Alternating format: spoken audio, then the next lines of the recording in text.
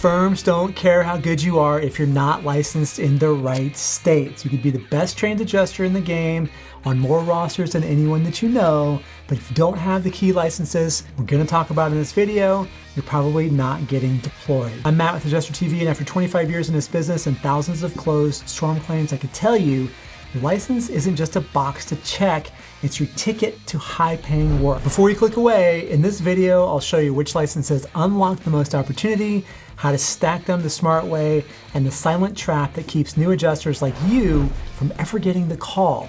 So let's get into it, starting now. Not all states are created equal. Yes, you need a license to work claims, but if you want to maximize your chances of getting deployed and get sent to the highest paying storms, you've got to be strategic about this. Some states are absolute gold mines for property catastrophe adjusters, so let's break it down. Texas, it's one of the busiest cat states in the country, massive land area, constant hail, hurricanes, tornadoes, you name it. Florida, very high storm frequency, strict licensing laws, and tons of expensive property. If you're not licensed in Florida, you're sitting out on a lot of the action. Louisiana, this state gets hammered every single year. Lots of older properties equal higher claim complexity and higher fees.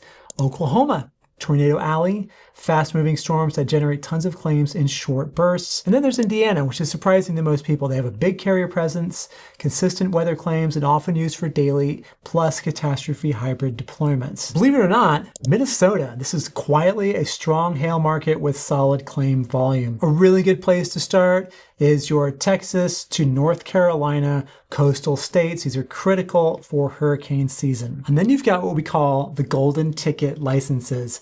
New York, California, and Hawaii. These are harder to get, but when the big ones hit, fewer adjusters are licensed there, which means less competition and higher pay. And don't overlook the off-season states in regions like the Northwest and the Northeast.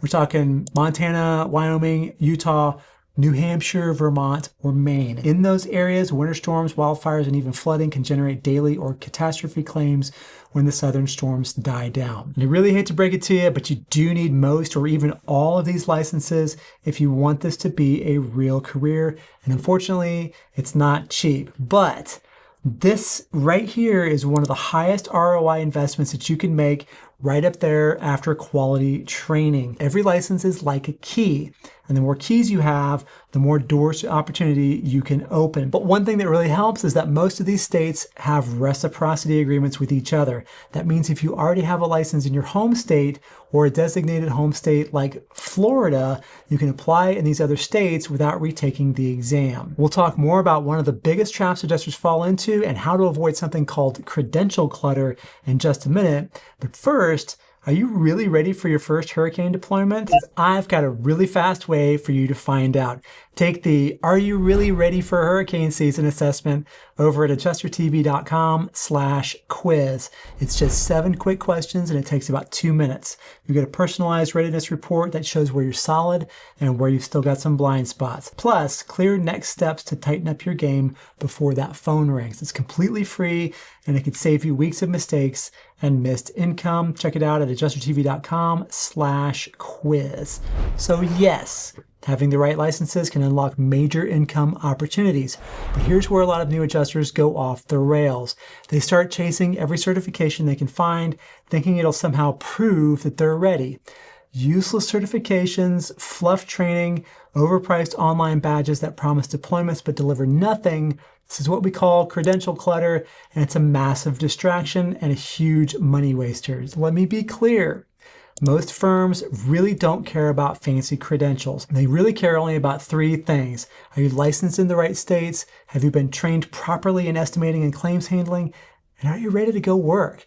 And that's about it. So if you're spending time and money on 10 different flood, drone, or commercial certifications when you haven't even closed your first residential wind claim, you're going backwards. Every hour and dollar that you spend should move you toward real readiness, like training that gives you practical field-tested skills, licenses that unlock actual storm states, systems that prepare you to hit the ground running. It's easy to fall for shiny objects, but the adjusters who get deployed and stay deployed don't try to impress anyone. They focus on being ready. So if you're wondering where to invest next, ask yourself, will this move the needle on my next deployment? If not, skip it. Here's a big one. You've got your licenses, you've got your gear, you're tracking storms and watching the radar. But here's the part almost no one talks about, really nobody's talking about. If your profile of your IA firms is out of date, you may as well not exist, because most IA firms don't call adjusters at random. They assign claims from their internal rosters filtered by license, certifications, location, and readiness. If any of this information is missing, expired, or slightly off, you're gonna get skipped. So before storm season kicks off, take one afternoon and knock this out. Log into every single IA firm portal you've ever registered with.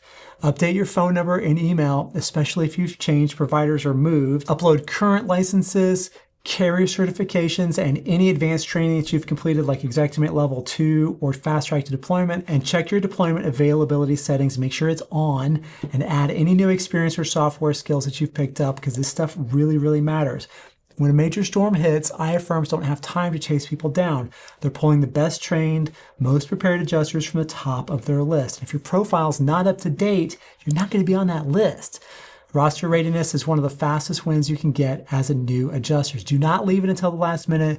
Do it now, and when that call comes, you're going to be ready. So what does this actually look like year over year? What's your realistic earnings and career arc in year 1, year 2, year 5? And more importantly, what are the biggest mistakes that keep rookies from ever getting there? That's what we're going to cover in the next video right here. And as always, thank you so much for watching, and have a great storm.